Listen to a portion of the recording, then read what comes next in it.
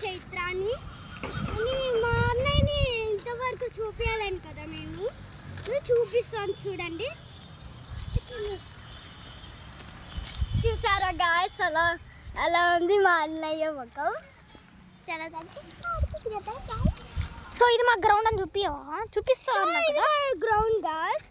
అంతా వర్షం పడి 3 రోజులు వర్షం పడి ఇలా అయిపోయింది గ్రౌండ్.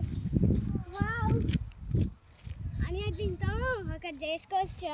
తెలుసా నీకు? అది తెలుసు కానీ ఇప్పుడైతే గ్రౌండ్ అయితే ఫాస్ట్గా చూపి అయిపోతుంది. గ్రౌండ్ ఇది మా వికెట్. అక్కడ ఉన్నది మా second wicket. Last and final 4-6